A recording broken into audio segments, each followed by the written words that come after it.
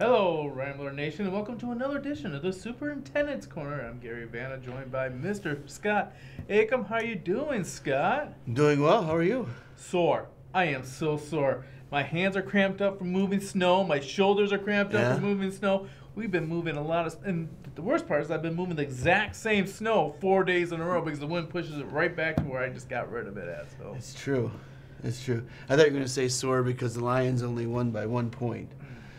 I'm sorry, I only heard the word to one, and I didn't hear the rest of that sentence. The Lions won, and that's what last checked off, but it's not the Seahawks.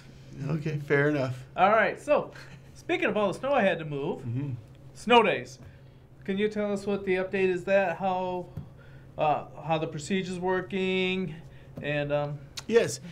Yeah, I always get questions on snow days and how we go about calling snow days. It's not very scientific, but it works.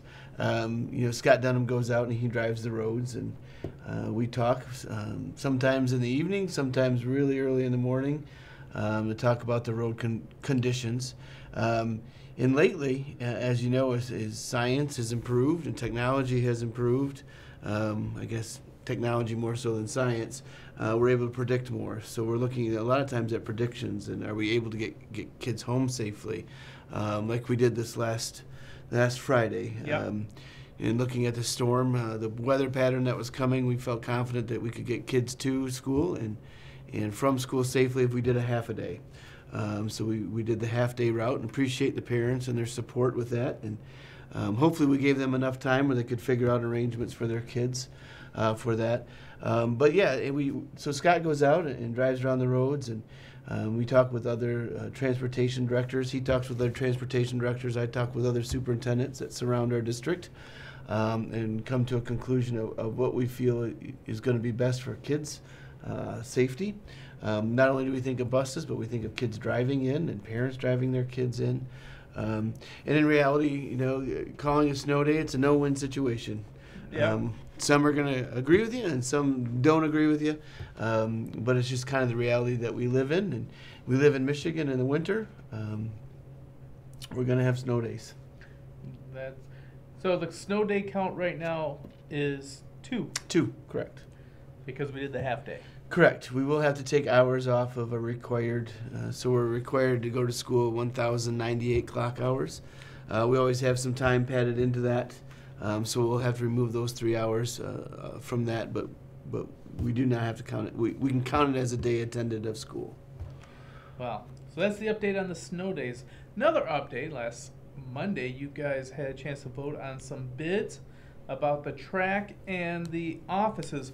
How did that vote go, and where are we going from here? Yeah, so the bids were approved for the track project. As I've said before, the numbers have come in quite a bit higher than what we had anticipated, what we estimated. But we have some funds that we're able to throw in with that, and use of sinking funds with that. The board did approve the track project, so waiting to sign contracts now and get that work started. We're hoping that they can start this spring before school lets out, and the end date goal would be August 1st for the track. Okay. We're also, the secure entries were also approved for the offices.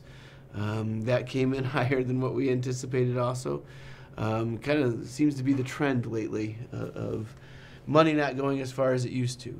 But that was approved also, and we're hoping to start in the high school office this spring as well. And then the other offices this summer with the end date, a goal of August 1st as well, so that we're able to start school as normal for that. We do have one other bid still out. We did put out a bid for the middle school gym floor. If that works out where it comes in, where we hope it will, it's possible that we'll be able to get the middle school gym floor done this summer as well. Our concern is the cost, because of the cost of the other projects. But if we're able to do it, we hope to do it. If not, that would be on our top priority for next summer, to get that floor done. So what I'm hearing is that you kind of rank the priorities, and we are being good stewards of the money, that we're going to try and cover what we can, and if we have to be a little bit patient on other projects, we're going to do it. We're just not going to foolishly spend money or go and take loans out just because we want it done now. Correct. Yes, that's a good way to put it. And what's nice about the sinking fund dollars is, we'll be getting that money every year where we're able to kind of move projects around by priority. But also, if needed, if projects are coming in higher, we can borrow from the following year's sinking fund without taking a loan, without paying interest, and we would just run that account into a deficit and then pay the district back that money. Okay. We hope not to do that, but it's possible that we may, but we would still avoid interest payments. Wow. I appreciate you being a steward with our money on that one. Thank you. All right, so we talked about that. Busy time coming up here as we have coming up on the February 9th. That is Homecoming! Homecoming, that's right. So it'll be a big night for basketball as we have both the boys and the girls varsity teams playing, and that means the 10th. Do you realize how busy the 10th is going to be? As our basketball team's playing a basketball game in Traverse City, then they have to come home for the dance. Well, they don't have to come home for the dance, but they more than likely will like to come home for the dance. And to be honest with you, Gary, I'm not even sure who we play on Homecoming. I haven't looked that far ahead in my calendar. I don't remember either. I wish I do. I was thinking it was like a Roscommon Home Lake, but yeah, I can't remember that. I know that the Saturday they're playing Hamtramck.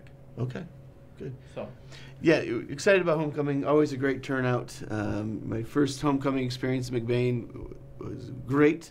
Thought it was a little different that Homecoming was in the winter rather than the fall, but I've embraced that and know that it is a great time for the community, for alumni to come back, and it's an exciting time. all right, so right on the heels of that, the following week, we have... Parent-teacher conferences.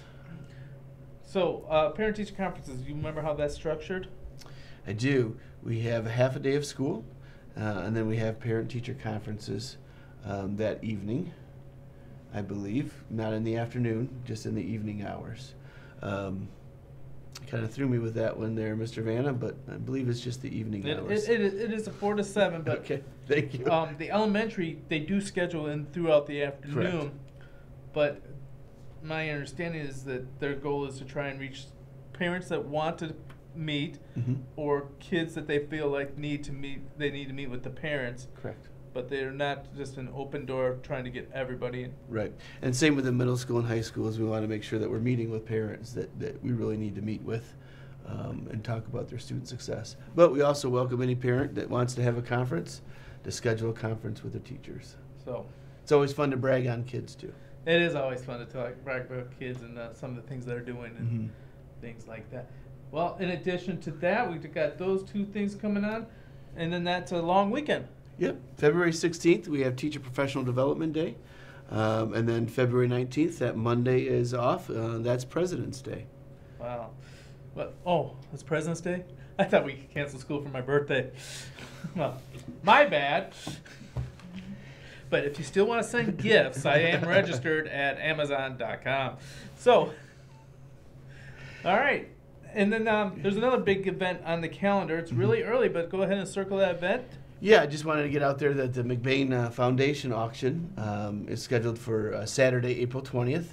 As you guys know, the foundation provides a lot of scholarships and opportunities for our students going off into secondary, post-secondary education, but do a lot for our kids. And this is an auction where they raise money to go towards scholarships. So April 20th, I believe the auction starts at 6 p.m., but mark that on your calendar. More information will be coming as it's a great time to come out and see your friends and family, but also to spend a little bit of money to provide scholarships for our students. Traditionally, the foundation will give over $100,000 away to our seniors. And this goes to many programs. That's just not for the traditional academic programs. They also give money away to kids going to trade schools or different further education. It just, if they continue to try and better themselves with formal education, the foundation's there to help them out. Correct. And most of the time, it's not even academic based. It is based on need and desire from the kids to make themselves better, and they go step up to the plate and help them out. Correct, and also merit, for sure. Merit is also included on that. But it's a great opportunity. We're planning on a luncheon with the foundation board of directors coming up in early February with the seniors, so they get a February chance. 9. We get a chance to meet with them and start the application process. Yeah, February 9 is a very busy day for the seniors, if you didn't realize, because that morning they're going to go to Baker College for the Mock It and Rock It, where they're going to be doing mock interviews, resumes, as well as workshops. Then they're going to come back with the foundation lunch. Then they have the pep assembly for the homecoming game, with the homecoming game coming that night. It's going to be a great day. It's going to be awesome. All right. So, got one for the road? I do. What's a pirate's favorite letter? R. You'd think so, but it's the C. And on that note, feel the wheel.